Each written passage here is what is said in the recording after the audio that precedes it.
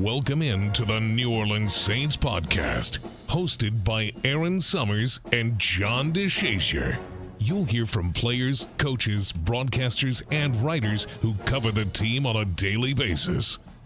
The New Orleans Saints podcast starts right now. Here's your hosts, Erin Summers and John DeShazier.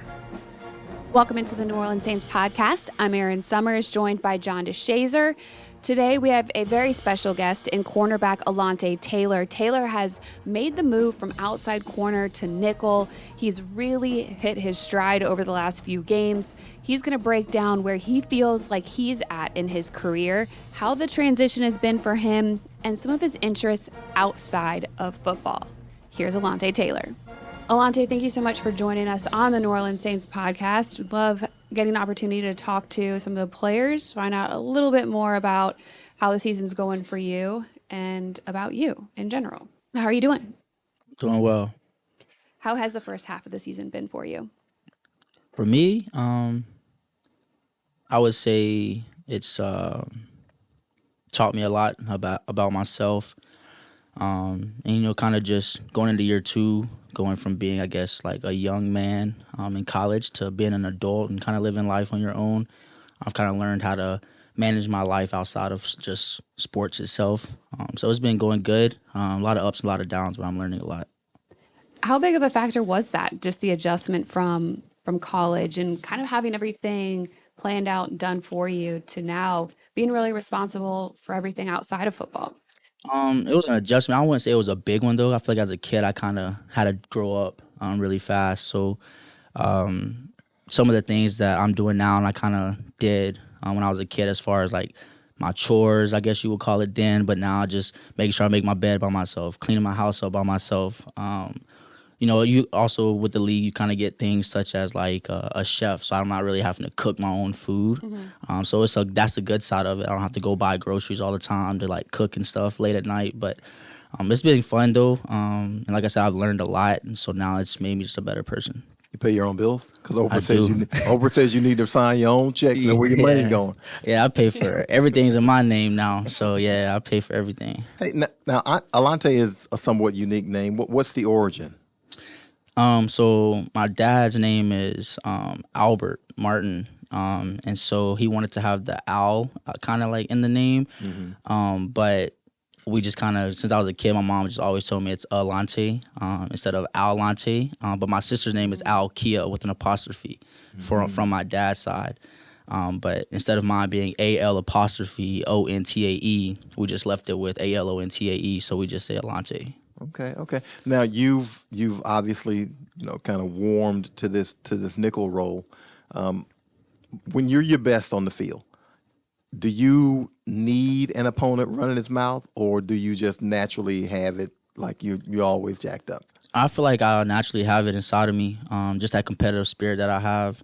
But it's always been my game since I was a kid. Like, I've never just played football and just not said anything. So it's just part of who I am, and I can talk to the other person. He doesn't have to say a word. That's not going to change, like if I'm going to keep talking or not. It's just a part of my game. So I'm just kind of getting into that point of my game now.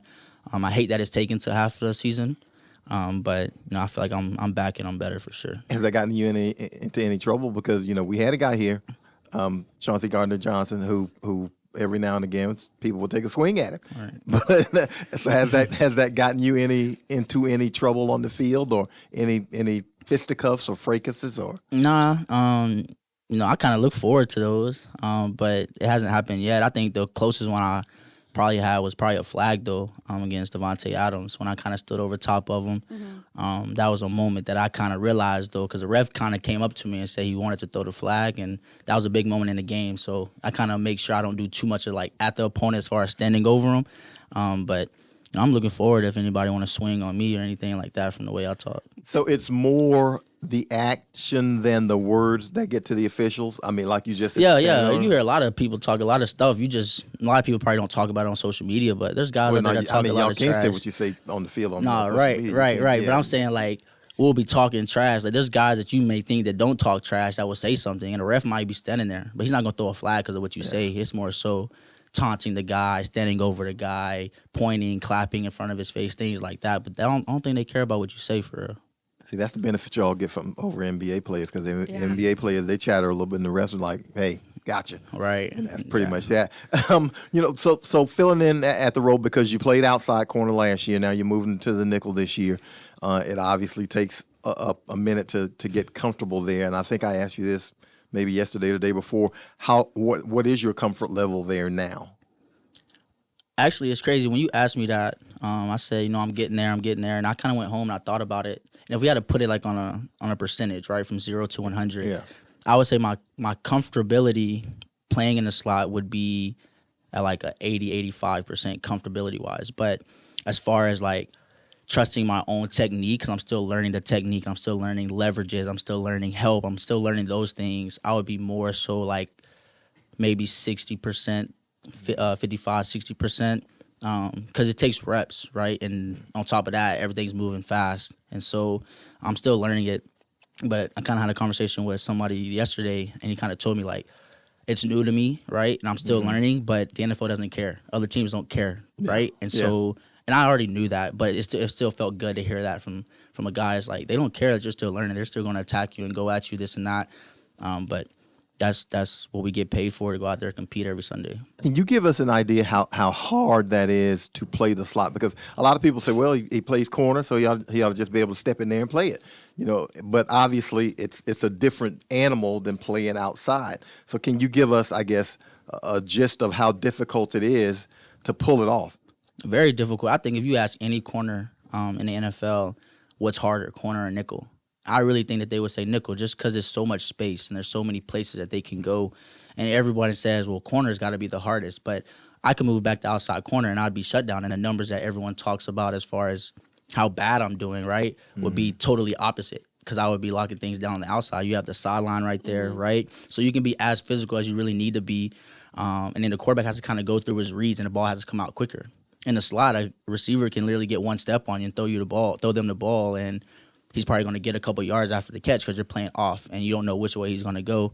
And you also look at run pass. You have to read offensive linemen. You have to know where linebackers are fitting. You have to make sure it's a run before you trigger. You have to make sure it's a pass before you back up. There's so much that you have to see in the nickel position. There's so much you have to know as far as D-line, fronts, linebackers. And on the outside, you're either going to play man, you're either going to play zone. And you can just play that. You don't have to think too much. And then your biggest opponent is yourself. And then in the slot, it's yourself, it's the receiver, it's the quarterback, it's reading all these different things. So I think that's like the hardest job that I'm having to get into. But I mean, going into year 2, being in the NFL, kind of getting that under my belt now, and I think it's just going to help me later on in my career, though. How much is that the preparation going into the game to be able to recognize things that you see, or just instinctual, like, okay, if this is how they are, then this might be what happens? I think I'm still learning that side of it. I feel like I have to do better on the preparation side of things. Watching tape from last year, as far as like when I would watch opponents and things like that, I have to watch tape totally different. There's way more notes having to be taken. There's way more time having to be put into rewinding, playing. And like I said, like I have to improve there. And I think when I start to do better there, then I'll start to see the success on the field. And that confidence, I think, will grow. Last week was probably the first time that I could say that I watched a whole lot more tape than I've ever watched. And I think it showed going into the game. And I was more confident out there. My swagger was there. So I think that's what I have to improve on and continue to improve on. And just because I watched more last week, I can't say, okay, if I watched 12 hours last week, I'm going to just watch 12 this week. Right. This week I might have to watch 20, right? And so I just have to make sure I watch a lot of tape and just know that when I go out there, like you said, it's not just of instincts and things like that, or this is what they do. It's more of, okay, these are the possibility of things. You've seen this on tape. You've seen that on tape. All right, let's just play it this way and then react to everything else after that. But if I don't watch the tape, I can't say, okay, I've seen this. This is what this policy is coming. Now it's just I'm going to try to match every single movement that this receiver does. And on tape, if you watch tape, maybe he doesn't even do all that, right? So, yeah. How quickly do you have to process all of that information in the moment?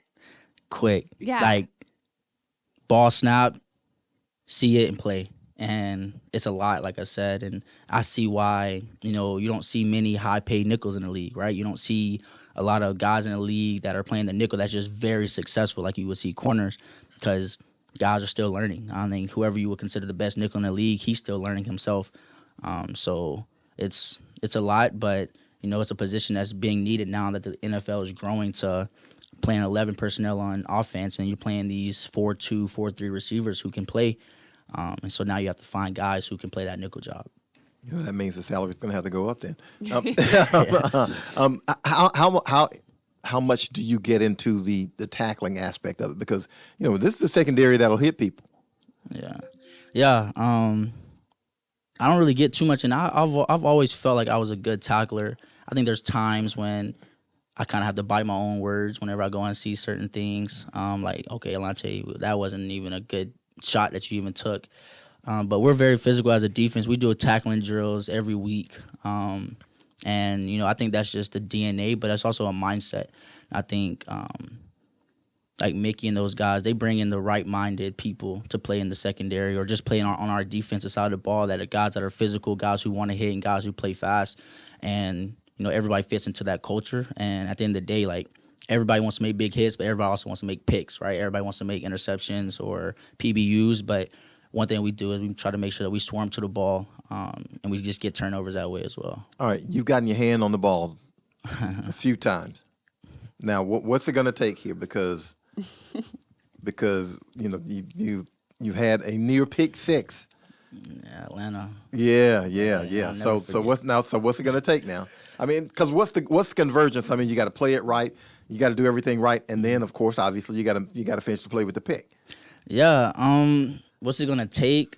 I don't know. I think I have to. One thing I've been trying to do recently, as a player, Tyron kind of told me this. He was like, Alontae, you can't go 2 years without an interception, and so I'm kind of keeping that in the back of my mind a little bit, right? You can't get it in your head like that. No, you're right, but in my mind, it's also like, I have to catch the ones that come to me. I feel like recently I've been trying to get an interception. Yeah. So it's been putting me in bad situations. I've been jumping routes. I've been having bad eyes.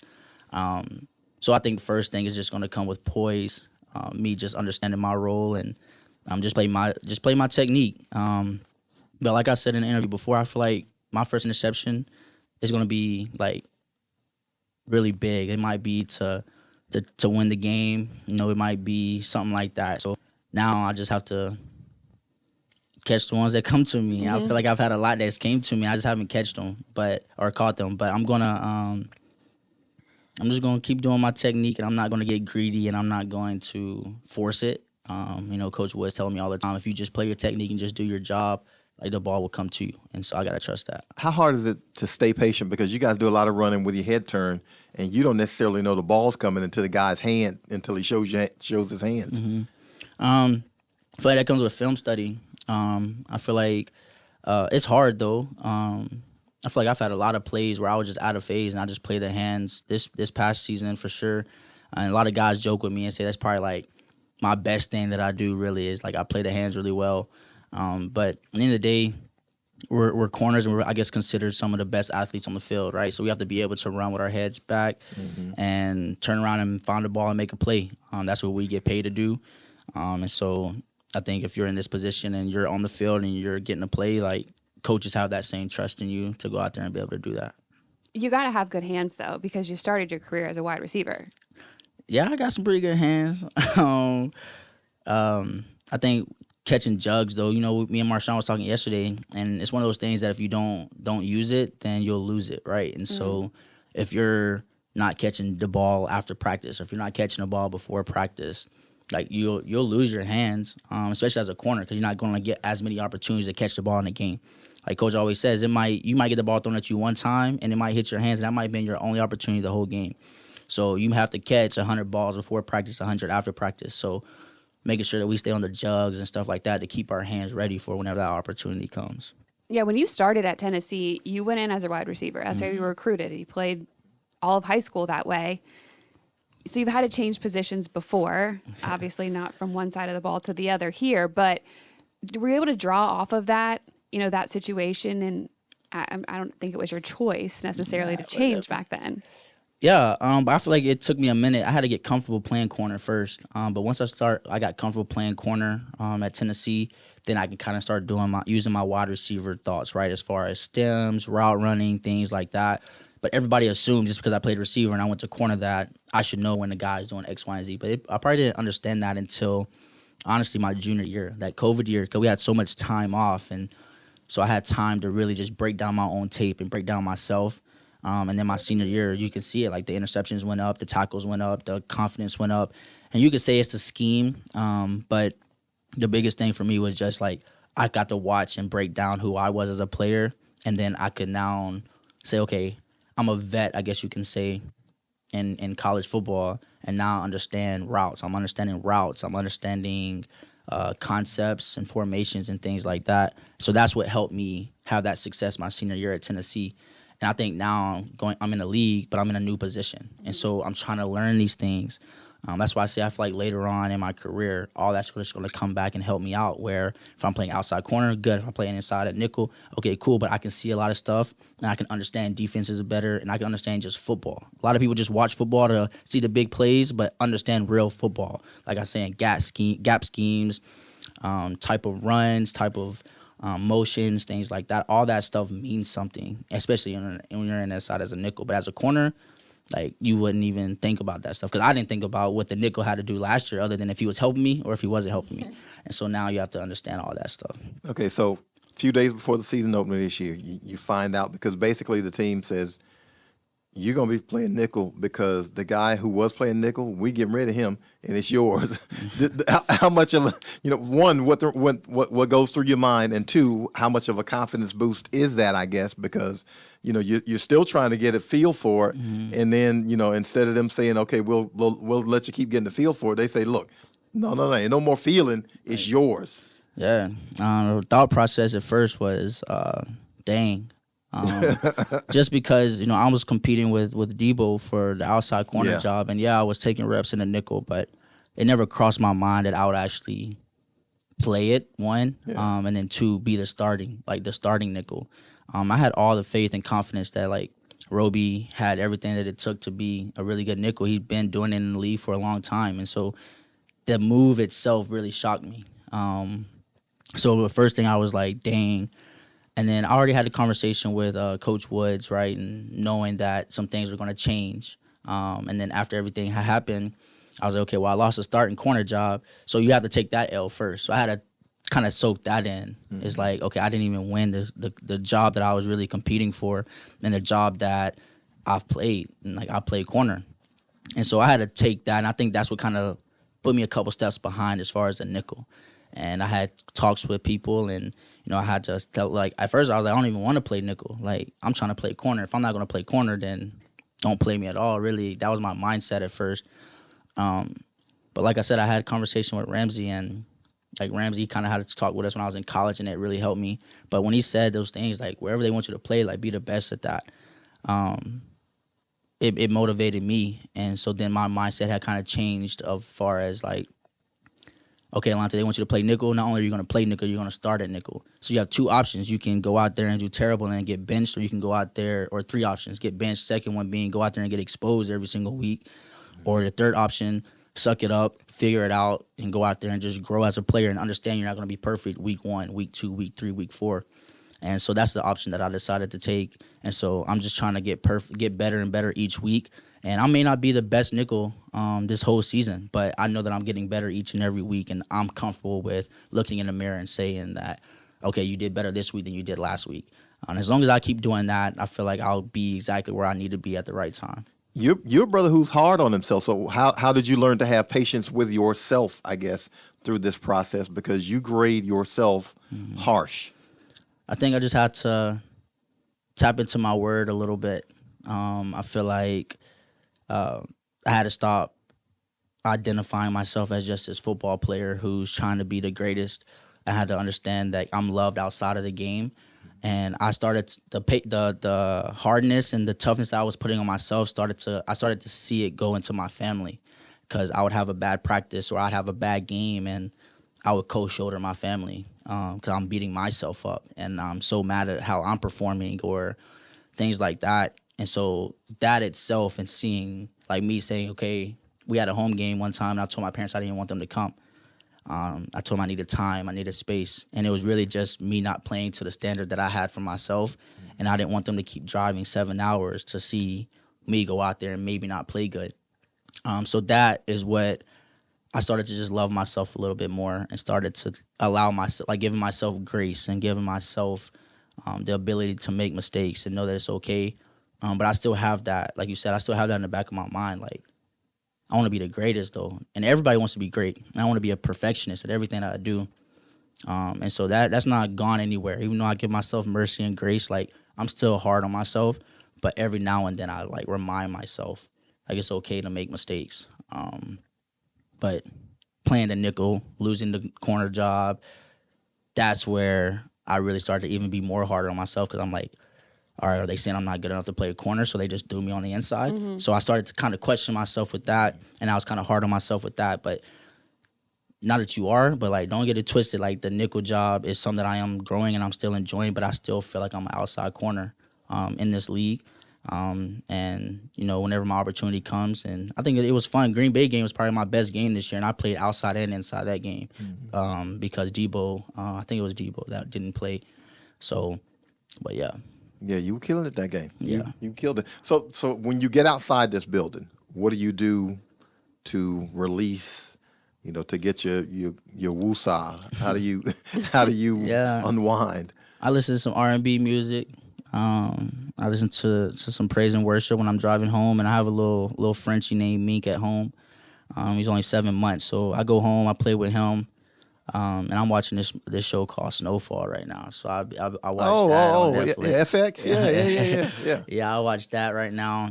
But I don't really do a whole lot. You know, I talk to my family, my sisters. I have 2 nieces, so, you know, I get to FaceTime them. I just, you know, I'm a big family guy at the end of the day, and so my family's not here. So, you know, FaceTime calls and talking to my mom, my pops, and like I said, I have 4 sisters, no brothers. I'm the only boy, so, but I have some cousins and things like that I just chop it up with them, and they help me relax and kind of get out of the football mode. So, yeah. How far are you into Snowfall? Because I don't want to give away the end. How far? I'm on season 6, episode 10. I'll be quiet. Watch it all. Yeah. So you said your family drives 7 hours to come watch you play? Yeah, 7 hours. They leave about 3:00 in the morning on Saturdays. They get in, and then by the time I get off work, probably 12:30ish, I go home and we go out to eat before our meetings, and then they leave Monday. My dad likes to get on the road early, so my mom just rides anyway. So they'll probably leave about 3-4 in the morning on Monday to get back. But yeah, every home game. See, them old school dudes get up and ride like that. I've never understood that. You know, they midnight. We're pulling out. What? Oh, wait. Yeah. So okay. So lately, though, you're talking about stuff you've been doing outside of football. You've been going to area schools, doing kind of anonymous visits. You're not advertising it. You don't want any media there. What started that? Why is that something that you wanted to do? So I've always been big in community. At Tennessee, I was really big into the community there. You know, I was president of a lot of things such as SAC, and I was vice president of the SEC Football Leadership Council, captain on the team. And so I've always, and I'm also a part of Kappa Alpha Psi Fraternity Incorporated, which we're really big in community service. But when I got here, I kind of felt like the guys who were in the community were the guys who were big names, right? Mm-hmm. Those guys who are well known in the community, or like well known for the Saints. And so last year I really wanted to do a lot of community service stuff, but I didn't get the opportunity to. So then this year I had met someone who, she kind of does PR and stuff on the side, and she has a lot of connections and stuff like that. And so we tapped in, we crossed each other's phone numbers, and you know, I told her, like, if you can get me into schools, like, this is what I want to do. And so she got me into St. Aug and Carr and some other schools, but it wasn't one of those things where I was like, I want to let the Saints know, like, this is what I'm going to go and do. Because it's not for the cameras for me. Like, I think the biggest thing for me is the message that I'm giving to the kids. And my speech with Carr was recorded, and they were going to post it on the Saints page, but I told them I didn't want it posted because I wanted that conversation to be between me and the players. So I'm not so much big on, oh, I went here, so give me my flowers because I'm out in the community and I'm doing this and that. I want it all comes from the inside. It all comes from my heart. And so I just want to give back to those kids. You know, I went to a small high school, and how great it would have been dope just to have a Tennessee Titans player to come to my school when I was in high school to talk to me about what it takes, not to get to the NFL, but what it takes to have success in life, but also like in college first, right? And I want to give those kids that because I didn't have that at my small town school. And so I know there's a lot of schools that guys go to, so I'm trying to find the schools that a lot of Saints don't go to or Pelicans don't go to. So it may be that small school on the West Bank or the small school on the East Side, right? I want to go to those schools, and I want to talk to those kids and, you know, give them hope and let them know like it's possible no matter like where you come from. That's awesome. I think that's really cool that you're doing that. Outside of that community work, you mentioned some of the leadership things that you were involved in growing up, going into college. The SEC Leadership Council, I mean, you were the vice chair during COVID. Yeah. How difficult was that to navigate? It was terrible. Me and Mr. Sankey, I don't know how many times we begged to have our conferences in person because we had to do it all over Zoom. Yeah. And we kept begging, and he was like, once maybe if this mandate passes or if this happens, it was bad, but it was still good because we had serious conversations and we had votes that really matter. You kind of look at the one transfer rule within the SEC and being able to be eligible right away, or it's all schools, but like we kind of had that vote. That was probably the biggest vote that I got to be a part of. But it was difficult. But at the end of the day, it still means a lot to me to even say that I was voted upon my peers of other SEC players to even vote for me to even be in that situation. But you know, me and Mr. Sankey, we have a really great relationship, and maybe one day, whenever my career ends here in the NFL, maybe I'll go back and try to be a part of the SEC again. And something. Commissioner? Were we talking about Commissioner Taylor?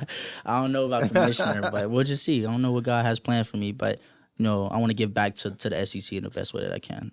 You were all academic for 3 years there at Tennessee, obviously very smart, majored in communication studies. You've done all the things to line up for possibly a role as a commissioner. What else would interest you? What would you like to do after football? I always said, no, I'm not going to say the number of how long I want to play in the league, but, you know, I think Mark Ingram's kind of living that dream out right now, you know, playing in the league for so long and then get to be a sports broadcaster and talk about the game of football. So that was something that I always said I wanted to do, play in the league for X amount of years and then have an opportunity to be on Sports Center or NFL or whatever it may be, and just commentate about college football or commentate about the NFL football. That's something that I'll say that I would be comfortable with doing that once I'm done playing ball. Are you a hot taker?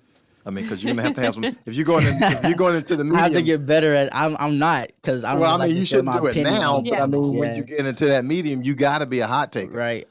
Maybe I'll adjust to that if that's what it takes to be in that situation. Alontae, this weekend coming up is the Bears and the team defensively. We talked about the slow starts, definitely wanting to kind of get back to what the Saints have been as a dominant defense. But how much have you enjoyed being a part of a team that values that side of the ball and has been known to be that good on defense? Man, I don't take it for granted. You know, the overall goal, right, for any person who gets drafted is to start their career and finish their career there. But I don't think that I'm glad that I started my career here. I love this defense.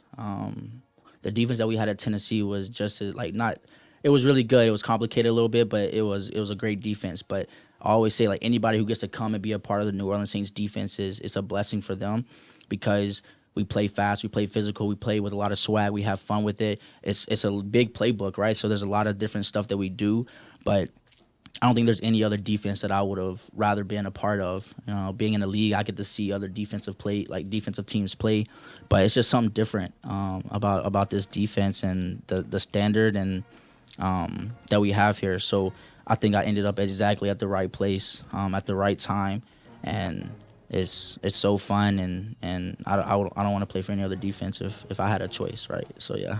Alontae, thank you so much for joining us on the New Orleans Saints podcast. I appreciate your candidness, how open you've been, and your willingness to sit here and spend some time with us today. No problem. I appreciate you for having me. Appreciate Alontae for giving us the time and those great answers. I can see why he thinks that a career in broadcasting would be something fun for him to do. Definitely knows how to break down the game and his approach to it. We are looking forward to the Bears game this weekend. We will break down a little bit more of the opponent for the Saints in tomorrow's podcast. Friday will be very much Week 9 focused. So tune in tomorrow, NewOrleansSaints.com, or anywhere that you get your podcasts. And thanks for giving us a listen today. Thanks for listening to the New Orleans Saints podcast. Join us 3 times per week on NewOrleansSaints.com, the Saints mobile app, or you can download the podcast on iTunes. We'll see you next time, right here on the New Orleans Saints podcast.